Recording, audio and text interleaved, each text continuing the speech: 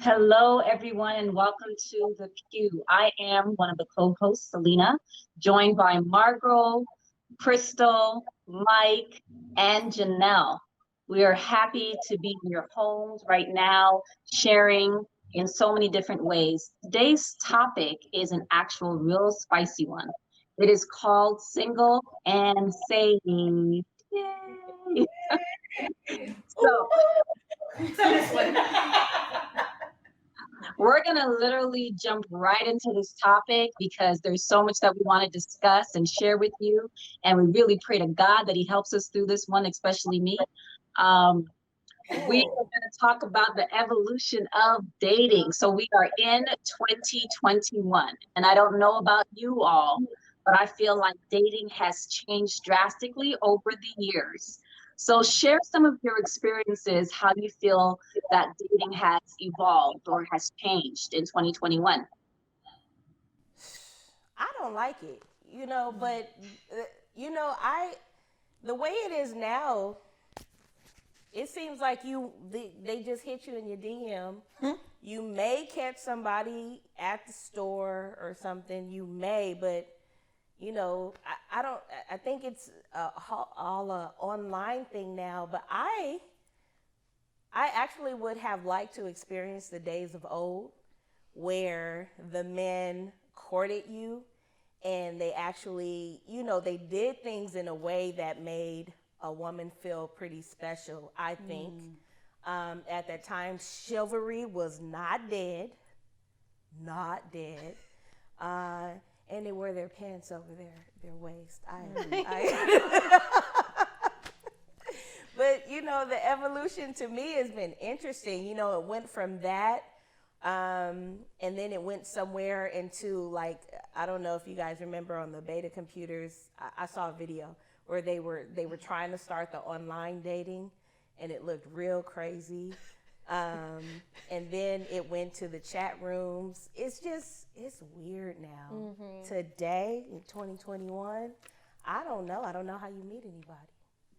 I would agree with just it changing. So, due to COVID, we've all been in quarantine. And so I think what's trending now, or what a lot of people are doing, is doing online dating. So I think a year ago, I tried online dating, which I was opposed to. I was like, nah. You don't even want to hear about me in dating. But anyways, I was like, let me just try this online dating, right? So I tried it. Actually, you know what? Thankful to God that there was no. Well, actually, I did get some weirdos. To be honest with you, weirdos. But I'll just speak about my recent experience. So, I think a couple of months ago, I got back on online dating, right? Okay. And I feel like you just have to be in a space, right? Like, to be able to, I guess, date online, but just date, period. And I know for me, like, I have a lot of things going for myself, like getting my finances right, just my son, my job, all these different things that I want to do. And so if I'm going to choose to spend time and engage, just engage in conversation with someone, they got to be worth it. Because honestly, I'd rather be cleaning my house than talking to someone that, to be honest with you, like, right? Like, you got to be more important than cleaning my toilet, right? In my opinion. Because I just got things to do. It matters that my house is in order. Yeah. Wow.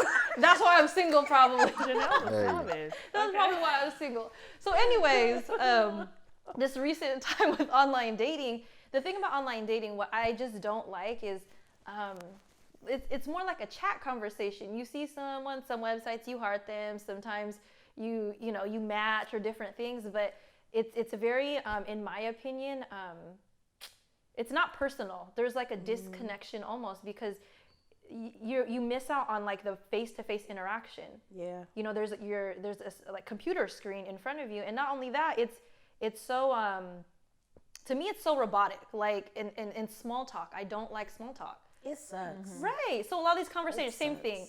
Where do you work? Oh, how was your day? Good. Here. You know what I mean? And so I think after the repetitiveness and then how much messages you get, it's dry. I'm just like, and I don't like small talk. And so I was like, you know what? I'm not in a space it's like annoying now. Like, I'd be getting mad, like, why are you messaging me? And I'm on there. and I'm on there. And you're on there. Right? So it's like, Janelle, you gotta get off. So I got off of online dating. Maybe I'll try in a few months again when I feel like, when my house is clean.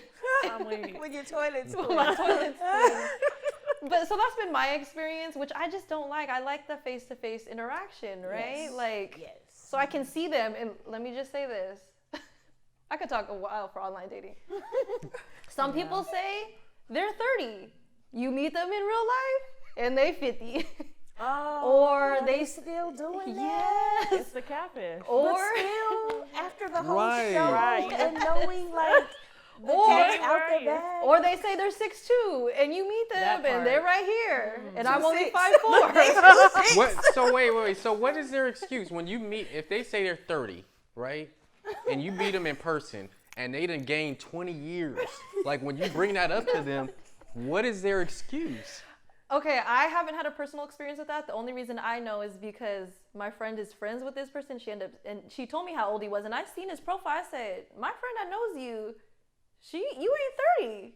You ain't, so that's the reason. So I haven't had a personal interaction. The height thing though, I haven't had a dramatic one, but you gotta kind of be strategic. So if they take a picture, you gotta kind of measure them to the doorpost. That's how you can really tell in real Wow. life. See, it's a whole. It's deceiving. It's a whole process. It's deceiving. That's a lot. So I don't like online dating, to be honest with you. Well. But people have success stories. Yeah. People actually find, People do. especially on the more quality sites, not just like the hookup sites. So That's funny. Oh, there's quality sites. I know. I just come from the era of when I was coming up, when the online dating became to be something. You had Oprah was talking about it and how some chick got done wrong, and and she done moved to a whole nother city, and there were like shows of all these online situations. So I just come from the era where it's like, you met him online.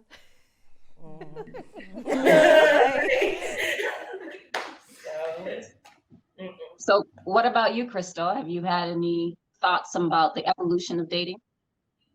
I dabbled in online dating. Again, I'm like Janelle. I can entertain myself. So I mean, and I'm not for the surface. I'm more of I need the depth. So a lot of the dating websites, you do find yourself where it's very shallow and it's the same and it's repetitive and it's the same people on every single site. So I'm like, okay, sir, we're just everywhere. We're out here, Girl, why didn't you hit me back? I done hit you on Match, I just- eHarmony. It's so played out for me. So I'm at the Farmers.com. point where I'm just thinking, farmers. I don't know. Someday it's just like, for me, I need some. I'm almost like, I need to know you. I need to be know somebody I know, like a mutual friend. Because good. people create The these hookups. personas too online. That's another thing that I noticed about online. You create a personality, then you meet the guy, and the personality's not what you portrayed yourself to be online. You have two different people here. So I'm just like, okay, I need to. It's more authentic when if I ran into you at Trader Joe's or. Yeah, it just feels bad. Anywhere else but online. Yeah, they can still be Yeah. trifling at Trader Joe's, but Right, still, but let me Or meet even you in real church. life. But at least Yeah. they Oh, can be well. trifling Okay. Well, in the church. I see Mike over here like scratching his ear because he's like, what is going on? Because Mike has been out of the game for a minute, right, Mike? I've been don't out know the the I've been struggle. out the game for a minute, but I wanted to drop a bomb. Like I met my wife online. Really? Yes. Where? How? Well, let me tell you. Let me Mike. tell Tell you. us the story. Hey. Tell us the story. Just hearing what you guys are saying about these people, I can already tell that they're taking the wrong approach, and I don't want to, spill any game or anything. But for me, Run it through, sir. Right. for me, Teach them. I ran into my wife online, actually on MySpace, and I liked her music. Her music was different than other people. And yes, I was on there doing ungodly stuff. But I came into a diamond that I found in the rough, and I was like, well, let me holla at her, but it wasn't about like making a connection. Yeah. It was just like, I like your music. Who's this artist? And we got to talking back and forth. And you guys are all talking about small talk. Well, the small talk is interesting to you guys, and I think because they're not trying to find out about you, they're not talking. They're not. You know what I'm saying? So for me, I was like, hey, let me ask you some stuff about you. So music went to what games you like, and then we started playing like dominoes online every night, and we just was like, we were just literally online friends, and then we, you know, took it to different levels. But like, for me, it was successful, but that's because I wasn't really looking for that. I wasn't looking for a wife, and there's a whole nother saga that comes behind that. But like, I wasn't looking for a wife. I found a cool chick, and was like, I can't. It got to a point where I couldn't see her with no one else. So that's that was my thing. Well, But I will say to drop something else. What you guys were saying was meeting them in person. I wanted to ask you guys, do you feel like the online dating game is starting to make men, I don't know if I want to say out of shape? lazy. Yeah, but they don't know. Do they even know how to approach you guys in Trader Joe's or at I don't know about church, but church, Trader Joe, in person? Like do they know how to approach you in that manner? I'm not sure. Even in the club, like I used to see a bunch They of don't mistakes. dance I used to no sit in the more. corner and be like, Yep. "You doing it wrong, bruh. No, Right, you doing it wrong." no, they don't dance no more. Yeah, and that's They another just got thing. me dancing with the crew. Like, no. They dancing I with the think- crew. well, yeah, you know, Battles? you with your crew, With your and girls. you just in a circle, and y'all do what y'all do, Oh, yeah, and yeah. they just on the wall. Oh yeah. They won't come get you. But, you know, pertaining to that question, I would say no. I think that today, now I won't put it on every man because there are some really special men Yeah. that, you know how to conversate and, you know, go get whatever it is that they want. And I haven't met them is all I'm saying. So Where you at? Where are you? so I would say that there are some that do know how to approach. That's true. But the ones that have been, you know, they make me look at myself like, well, I felt like I was better. How you had the nerve? He had the nerve to come. Like, I really feel like that. Like, but that's probably horrible. I'm sorry. For me, it's actually been a little different. And whether I was while I was in the States or here in Toronto, whether it was online or not, I feel like dating has just flopped. I'm on board with Margot where I don't like it, to be honest, and I'm willing to do it because I know I have a means to an end because I do desire to be married, so I will walk through the steps. But I find it extremely challenging, especially as a Christian, to date, especially now because chivalry and all that, and the gentleman walking forward, it was like, you know, a Christian guy usually kind of did that from what I was told. You know, now the Christian guys are not even doing that. So whether you're meeting them online or you meet them at church or on, you know, the street, the Trader Joe's or whatever. We don't have Trader Joe's here, by the way, just a side note. But yeah, for me, whether it's online or not, I just don't like it anymore. I'm really praying to God that it changes. It can be very depressing. And yeah, we need to do better. And I think, you know, this kind of goes into the next question why I find it challenging is that, and nobody else has to be transparent about this. I want to talk about celibacy because I'm celibate. I made that choice to become celibate. So for me now, the dating pool is even smaller.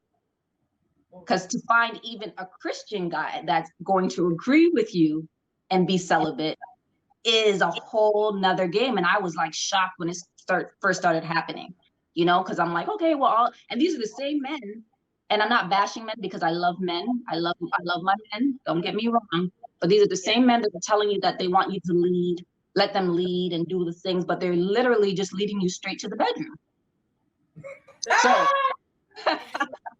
I post on social media. I'm like, if the only place he's leading you to the bedroom is that's not the leadership we asked him for. So that goes to my next question. Does celibacy, not necessarily if you're being celibate, but do you think celibacy in itself has an impact on dating? I say yes. Oh yeah. Yeah. I think so. Yeah, I agree. Yeah, it does. It does play a part. I know for me personally, I I know I've changed when my dating quality of men has changed, so even the guy, like the couple that actually made it through the online thing, they're not weirdos and actually believers and same values. Like, I made it straight from the get-go. So usually the people that I have met online, we have the same values, and I let them know. You know what I mean? But obviously it didn't work out for other reasons. But I let them know that from the get, and you ain't worth it if you. I mean, that's just those are my values. The last person I dated, like, we had the same values of celibacy, and so we even purposely had a plan of not. Like, not staying at each other's house really late after a certain time, because I know me and he knows him, so it was really easy, which wasn't my experience before, to have, to date somebody who has the same values as you, and really values purity and honoring the Lord. And so, we're aware of temptations, but I think it works if both people are in alignment with God's plan for dating and marriage at the same time. So, Celibacy matters. I can say my last two experiences where they also stated that they agreed, and somewhere along the line they, I guess, I don't know. I guess they lied. But it's important. It's important to the dating, because again, if the two of you can't walk the same walk and like agree with one another, especially on that issue, there causes a huge disconnect, and either one person will pull you down or the other person will lift you up. So yeah, it makes a you have to make that thing known in the beginning. And as Janelle stated, I think that's awesome that you guys made those agreements and those pacts, because and it's not easy. It's super not easy to follow that. You can have these great intentions in the beginning, and then y'all get alone somewhere and it's just cool, and you just like, Lord, Father. It's So hard. it's super hard, but it's doable. It's doable though. It's rough. Yeah, it is. Outside of these streets, yes, it is. Were you guys celibate? So in the we took a beginning year here? of celibacy. Yes. When we got engaged, was it right before or right after? Regardless, we took a year. Yeah. And I felt every minute of it. So yeah, it was rough. Like, I can't even sit here, and I don't want to deceive and be like, if she told me at the beginning it would have worked out. I can't honestly say that. But I was already captivated. So and we were both Christians, so we were both like, we were equally yoked in that way, where we slipped at the beginning. We both was like, let's shore this up and make sure that we're going into this with sober minds. And it worked out for us. Yeah. And I think that's where discernment kind of comes in too, because you do have the ones that will tell you that they're on board with you, and then you realize that they're not, so being very prayerful even when you meet someone, I find is a key thing for me now that I have to do. That even though this gentleman might look on paper all good, he's saying he's in agreement with all the things, celibacy, it checks off, that you have to really be prayerful and really asking God to make sure that you're aware. Does that person truly have that intention for you to kind of proceed, So it can be a challenge, but I want to also ask, do any of you, I know Mike is already married, but do any of you who are single have the desire to be married? And if so, why? Well, I want to be married. Nobody wants to be married? Oh my God, what's going on over there? That's so quiet. All No, right. Well, what just happened? I'm concerned. Nobody wants to be Lord, I want to be married, please. I want to have Hear me, somebody's Lord. last name. Yeah. No, seriously, I do definitely want to be married. I think for a long time I despised being single, but which was a prayer of mine to God, like, let me know about myself and fall in love with the things that you've put inside of me. And I think as I did that, you know, the Bible talks about singleness being a gift, not, and so a long time it was like it's a curse, but it is truly a gift. I think there's a season for everything. And so so I'm taking as much as I can in this season of singleness. Obviously some days are hard, but I'm just like, Lord, you know, like, because I want to enjoy it. You know, we should go from glory to glory. That's what the word says. We're not going from, you know, nothing to, you know what I mean? So it's from glory to glory.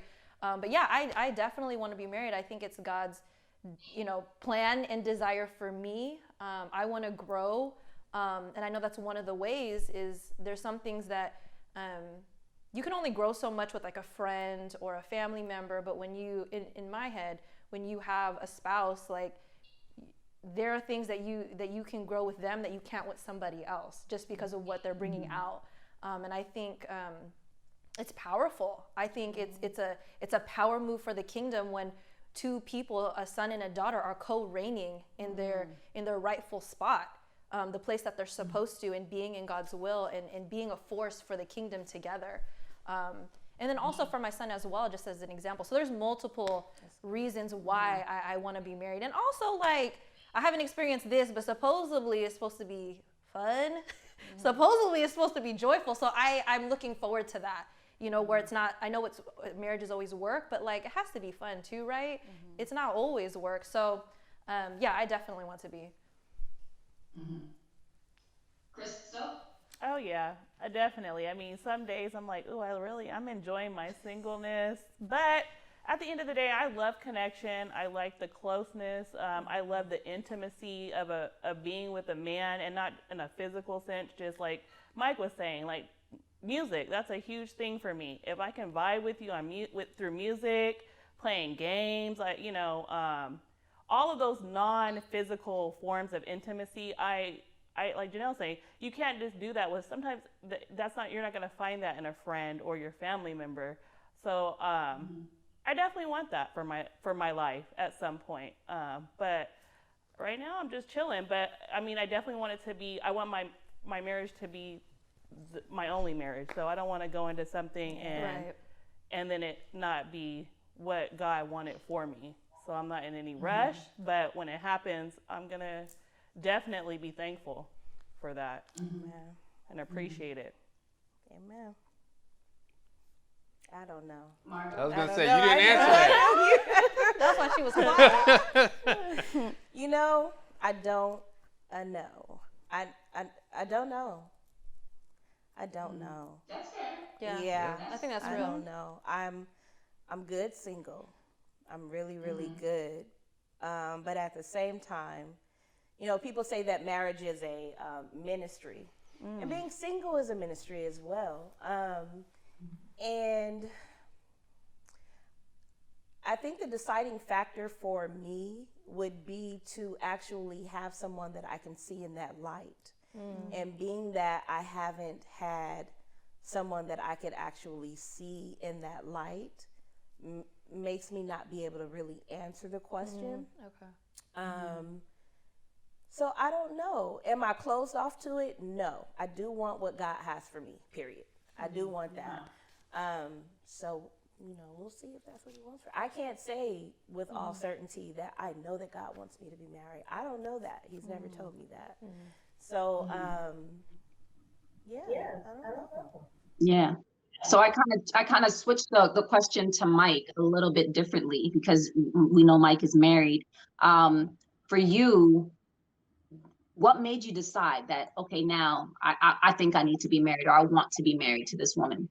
What was your deciding factor, even if it was more than one? So definitely going into it, I was not looking for marriage. I thought that for me, I was incapable of being married. And like Crystal said, I only wanted to do it once. I had made a bunch of mistakes. Not mistakes, but I had made irresponsible actions prior to being married. And I was just like, it may not work for me. And so anyways, so with that being said, you know, dating and coming to the point where she was, it was unlivable to be without her, was just a fact of like, one, she was a wife. She was already a wife. She showed me she was a wife. And it scared me because I was not looking for a wife. I was looking for someone to date, someone to talk to, someone to do other things with. And, she kept on doing wifely things. And I was like, why are you doing wifely things? I ain't ready for no wife. But she just made herself indistinguishable from anybody else. And so, like, one day I just had a real moment with myself. And I was like, I went through my call list. And I was like, one, she always picks up when I call her. Doesn't matter what time. If she doesn't pick up, she calls me back. So there's always a response, right? That's nice. And anybody else in my phone book, can I see them with other people? Yeah, it wouldn't bother me. I couldn't see her with anybody else. So for me, that was what was the deciding factor. And I want to give her credit because she is watching this. Is that Yes, we got to one crossroads where she was like, look, I done showed you. I'm not in so many words. I'm going to use my own words. I done showed you that I'm a wife.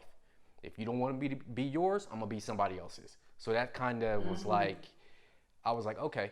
You know what I'm saying?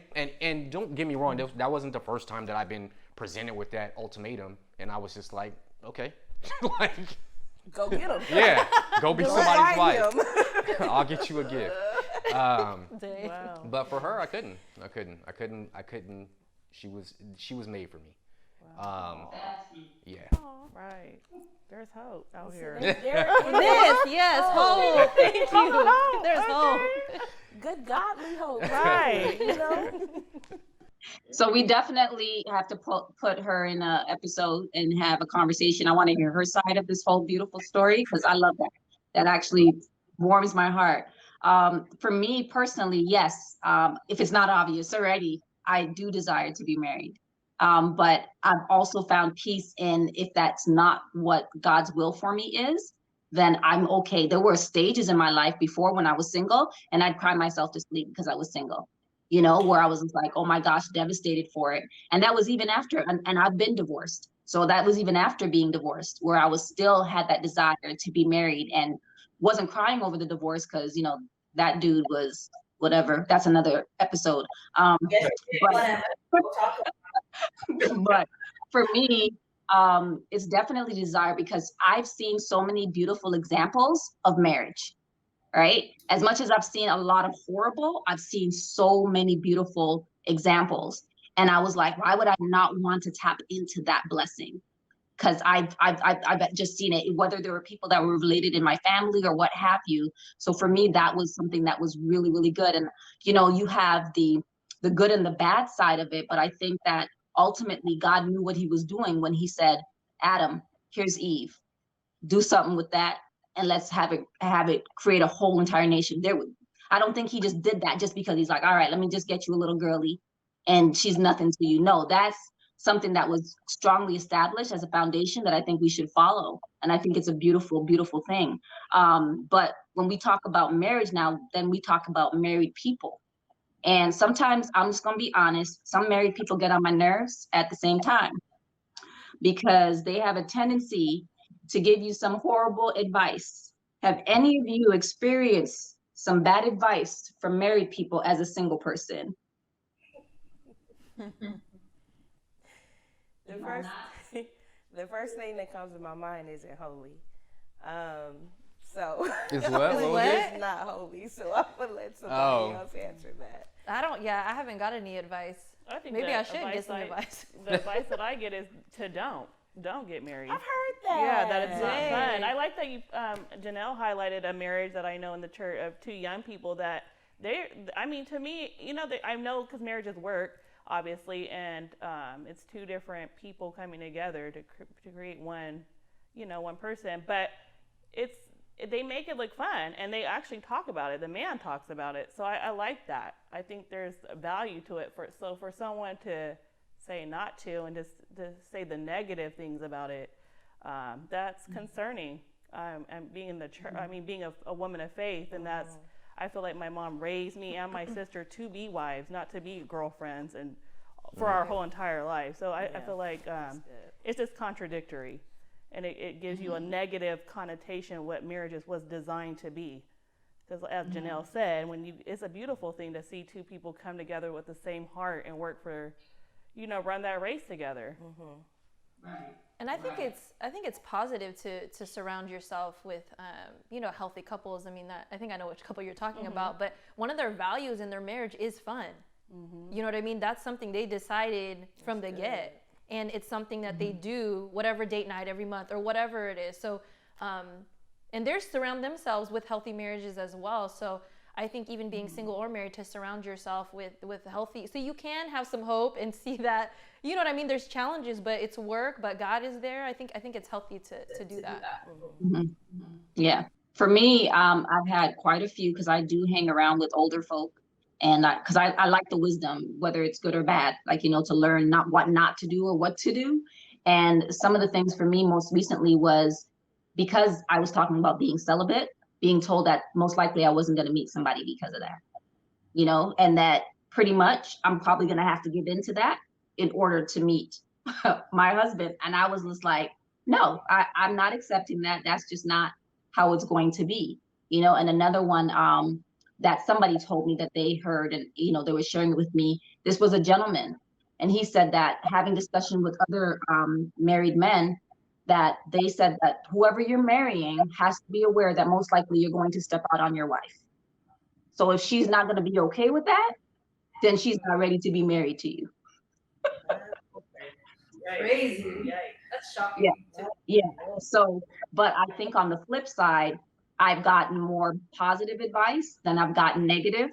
And, learning, like, for example, one of my aunts, I will share this story. She told me about how she met her husband, and they were in Jamaica. He wrote a letter, handwritten, basically telling her that he was interested. He was in the US at the time. He would like to marry her.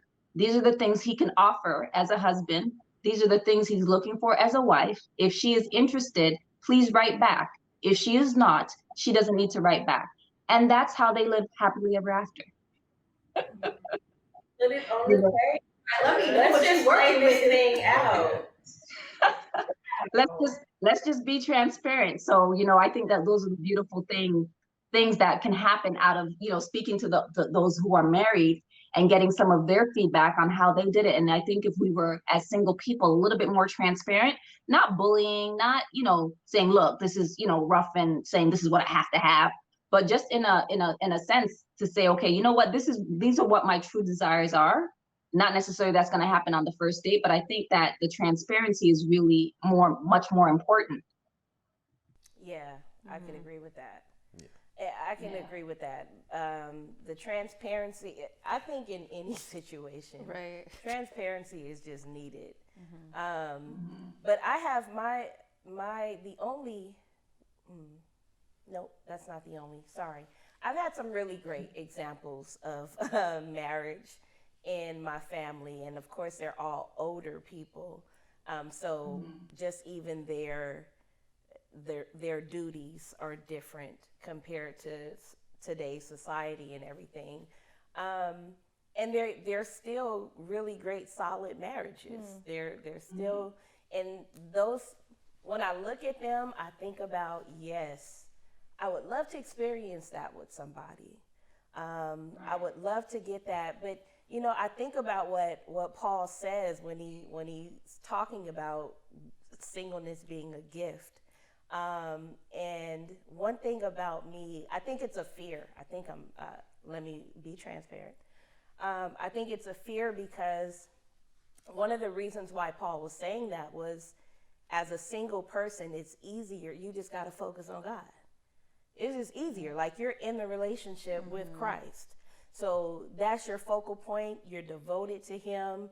And once you get married, you got to add in this whole other person's this, that, and the other into the equation.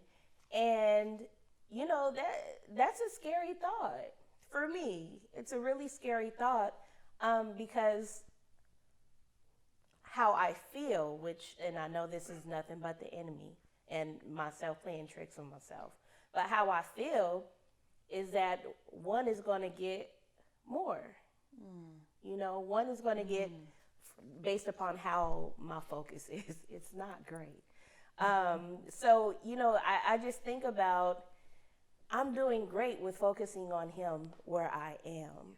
And I know that it's a possibility that that he can grow that into, you know, into a marriage. He can make that turn to where I could probably be really on point in both relationships. But it's an interesting concept. It's interesting, but Yeah. Because I think there is this amazing beauty in being single, right? Because I agree with you 100%. You know, you're focused on you, and it's just you directly with your relationship with God, and that's what I would actually urge anyone who is single to take advantage of that and not sit and be just okay. You know, I'm sad and so horrified over the fact that I'm still, you know, single and haven't met anybody. I still find joy in my singleness, right? And it's you can only do that when you start to accept what it is and not start to make this whole other narrative that something must be wrong with me or something's not right. But God sometimes is giving you that time to be prepared for whatever it is he has in store, whether it is a spouse or whether it is something greater that he's bringing you to or having you level up to.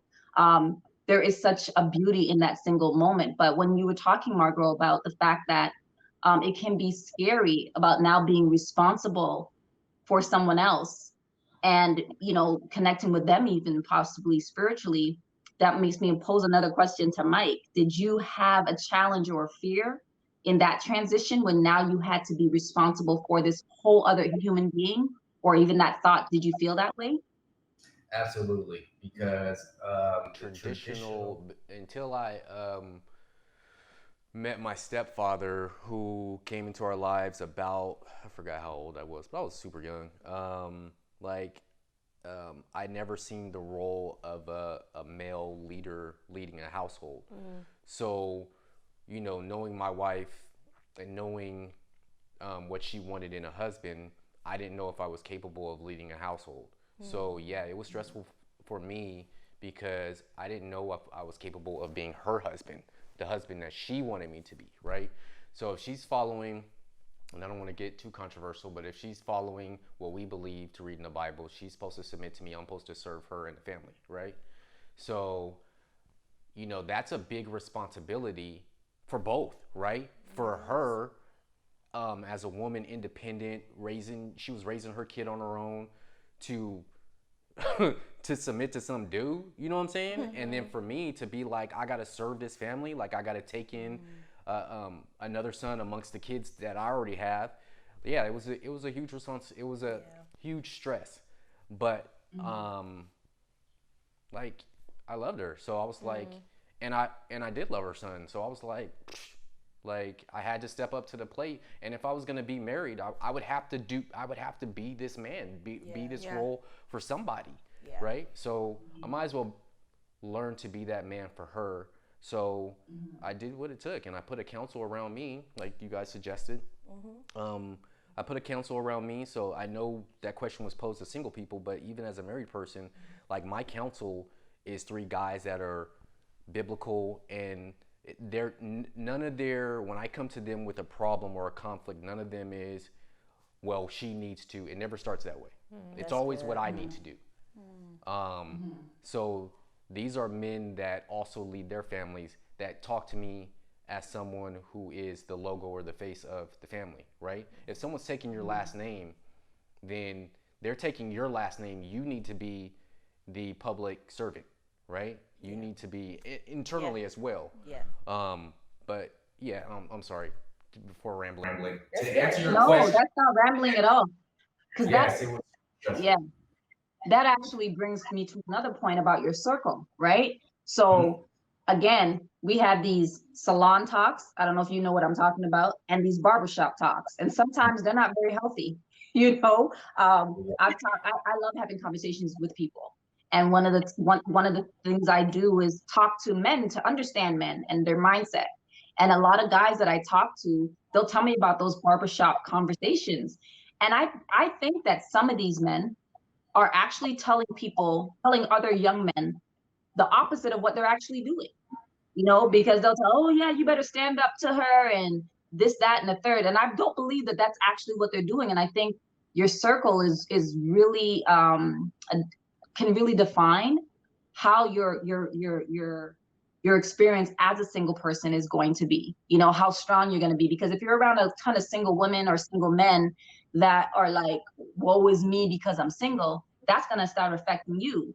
But now if you're around a healthy group of people who are saying, yes, this is a good moment for you as much as you desire not to be single, but this is healthy for you, I think it can definitely impact your desire, right? So I would still pose that question to you all. Like, do you have, like, what does your circle look like as a single person? Are you surrounded by other singles? Do they influence you? And if so, is it in a positive or negative way?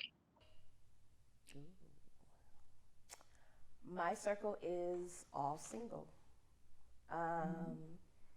And yeah, they're all single, but I will say no one speaks negatively about, you know, marriage and union. And I believe that they all, I could say without a shadow of a doubt, that they all do desire husbands and wives. So, yeah, but you know, they're still an all godly circle. Yeah. And they know what marriage is, and they understand it, and they understand that it is, it's holy. And they, you know, so they're good, healthy conversations. Ironically though, I have no married people in my circle except for, you know, family that are married, and grandparents, and father, you know, stuff like that. So it's interesting. And I even wonder that if I did have friendly, you know, have friendships, close friendships with people that are married, if my understanding or my, you know, my thought process would be different. But yeah, my circle are all single. Okay. No one else's circle? Like, you're all by yourselves? Mine mirrors yours. Yeah, pretty much. Yeah, so Family. my circle, I mean, I think at the end of the day, to have a godly circle, period, is important. To have accountability, to be submitted to somebody in your life, like a mentor or pastor, is key, so they can check you, right? Or when they're telling you you're afraid to date or whatever it is. I would say, just with you guys, the majority of people in my circle are single, although a couple of them are married. But yeah, I think accountability and having a godly circle is super important for you, just in general, single or married, and good counsel at that. Right. Good counsel is important. Yeah. It is so important. Good God. Yeah. Yeah, for me personally, my circle is actually filled with, it's a very small circle, but they're all married, and they've been married for years. And it's a kind of different dynamic, and I think maybe it's because my experience has also been different since I have been married before. So I'm usually the one that they come to if there is a challenge. And I'm the one that's like, that's not gonna work, you know, especially when it comes to the point where they feel like giving up and they're trying to like walk away from the situation. I end up being that source for a lot of them. But what I also love is watching them also grow through their things. And that actually helps me as a single person to be like, all right, this is cool to wait on for that to happen to me. But what I want us to tap into before we leave is really what the word says about being single and saved. You know, and one of the key scriptures that sticks out to me in Psalms 37 verse 4, and it says, delight yourself in the Lord and he will give you the desires of your heart. So whether or not our desire is to be married or to remain single, we should just still, at the end of the day, delight ourselves in God. So it's not that just because you are a Christian, that means automatically you have to have the desire to be, you know, in a marriage or what have you. There's nothing wrong with you if you say, oh, you know what? I actually just want to spend this time and it's just me and God. There's nothing wrong with that. The scripture is just reminding us that as long as we delight ourselves in him, any desire that we have, he will give it unto us. But as long as we focus and just build that relationship with him, and especially in these moments of singleness, we talked about this already, is that, you know, it gives you that intimate time with God. that you can share and you can grow in his word and you can get to a closer connection with him that is like, there's no words that can really describe it. I don't know if anyone else has any of those experiences. Have you had those experiences where you just are so in love with Christ in this single moment that, you know, it's just life changing? Yes. Yeah. That's why I said I'd rather talk to God or scrub my toilet than entertain someone who's boring. But yeah, like I think that's another thing of just about being single. Like, for me, it's an opportunity for me to not bring in or to try to deal with a lot of my stuff prior to being married. You know what I mean? So setting my marriage up to be the most successful it can, which means dealing with my stuff as a single when I have time, someone ain't gonna be affected by it, and trying to get that on lock and just trying to be the best me that God created. You know, so being fruitful and waiting actively, you know what I mean? And trying to find the most peace and joy while being single. And that includes time with God, right? Like, because I can't even, I mean, I've been in relationships, I'm like, man, if I had to deal with this and I got my son and I got it, So I'm thankful. And sometimes too, when I see couples and I'm like, you guys are arguing about, I'm glad I'm single right now. So I'm just taking the most I can out of this season. Even though it's been long, I don't know how long this season's gonna be, but I'm just being honest. It's been 80 years. Yeah. Yeah, you know, I would say this about just the whole courtship with Christ and realizing that it's truly a relationship. It truly is a love relationship.